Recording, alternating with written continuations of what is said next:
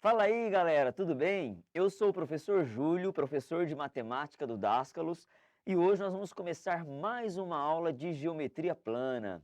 Mais especificamente, hoje nós vamos falar do triângulo equilátero. O triângulo equilátero, lembrem-se que é um triângulo de lados iguais e ângulos iguais. Então, pelo fato dele ser um polígono regular, todo certinho, todo bonitinho, a gente vai lembrar aqui de algumas relações legais que existem para o triângulo equilátero, ok? Então vem comigo, vamos lá, olha só. Pessoal, então vamos analisar o desenho que eu fiz. Olha, eu tenho um triângulo equilátero verde, tudo bem? Então esse triângulo em verde aqui é o meu triângulo equilátero. Lembrando que eu chamei o lado dele de L, esse lado também vale L e o lado de baixo também vale L, ok? Tá, e a gente lembra lá dos conceitos básicos de triângulo que o ângulo do triângulo equilátero mede 60 graus. Com isso, a gente vai fazer alguns cálculos interessantes aqui para esse triângulo. Por enquanto, turma, ignorem essas circunferências, tá? Vamos pensar que só tenha o triângulo aqui na minha figura.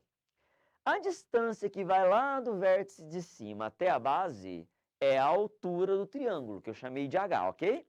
Então vamos lá, ó. Aqui é a altura, aqui do lado é o lado do triângulo, né? E eu tenho um ângulo de 60. Se a gente recordar lá da trigonometria básica, a altura é o cateto oposto dos 60 graus. E o lado é a hipotenusa do triângulo. Então, ó, concentra, turminha. Pensa comigo aqui, ó. Você tem um triângulo retângulo, a hipotenusa vale L e o cateto oposto é a altura. Com isso, eu posso usar a relação do seno. Então, recordando, seno é a divisão do cateto oposto pela hipotenusa. Logo, né, pensa lá, ó, cateto oposto é o H, a hipotenusa é o L. Então, eu posso escrever que seno de 60 é cateto oposto por hipotenusa, L sobre H. E aí a gente já relembrou isso em outras aulas. O seno de 60 é raiz de 3 sobre 2. Eu substituí o seno de 60 por raiz de 3 sobre 2. Aqui simplesmente a gente multiplicou cruzado, né? A gente faz um produto cruzado aqui, ó. Aí fica 2H igual a L raiz de 3, tá aqui. E aí a gente divide os dois lados por 2, a gente consegue uma pequena formulazinha que nos dá a altura de um triângulo equilátero.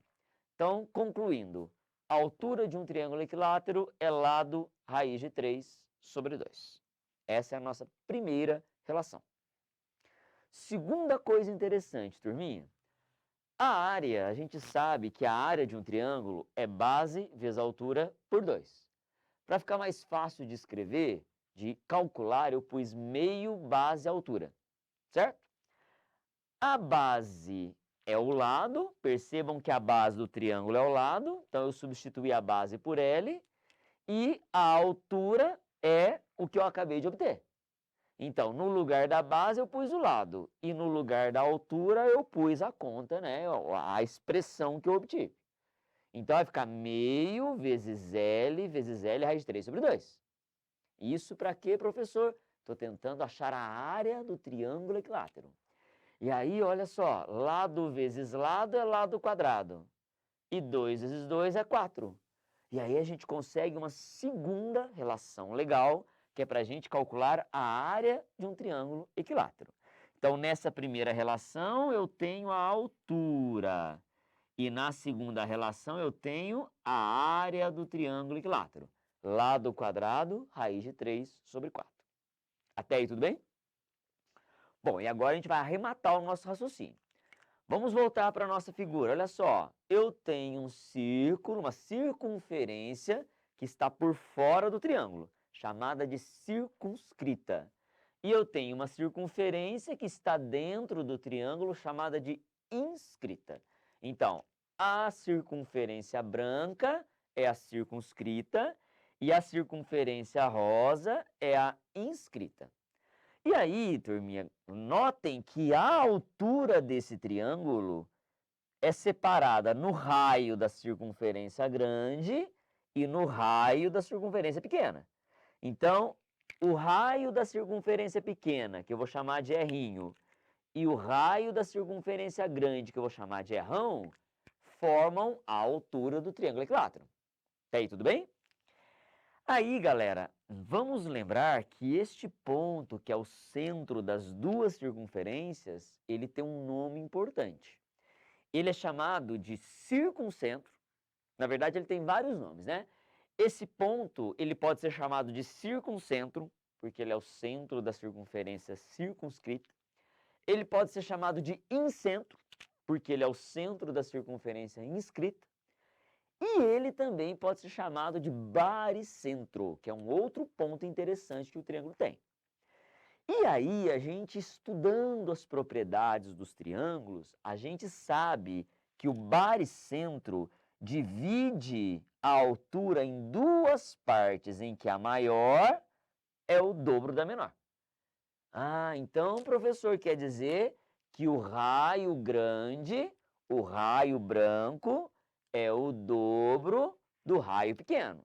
Sim, o raio grande é o dobro do raio pequeno. Com isso, eu posso pensar assim, ó. É como se eu pegasse a minha altura e dividisse em três partes. Aí, duas partes fica com o raio grande e uma parte com o raio pequeno. Então, de novo, galerinha, pensa que você divide a altura em três partes, duas partes fica para o raio grande e uma parte para o raio pequeno. Conclusão, o raio do círculo grande, da circunferência grande, é 2/3 da altura. E o raio da circunferência pequena é 1/3 da altura. Então, eu escrevi aqui para a gente, ó, o raio da circunferência grande, 2/3 da altura. Porém, a altura é L raiz de 3 sobre 2. Então, se nós pegarmos e substituirmos, vai ficar 2/3 vezes L raiz de 3 sobre 2. E aí a gente pode cancelar o 2 com 2 e a gente descobre que dá lado raiz de 3 sobre 3. Então, lado raiz de 3 sobre 3 é o tamanho do raio da circunferência grande. E o raio da circunferência pequena, que é esse rosinha aqui, ó, é 1/3 da altura. De novo, se eu pegar a fórmula da altura e substituir aqui, fica 1/3 de L raiz de 3 sobre 2. Como 3 vezes 2 é 6, então fica lado raiz de 3 sobre 6. Tá? Então, conclusão, professor. Se eu tiver um triângulo equilátero, né?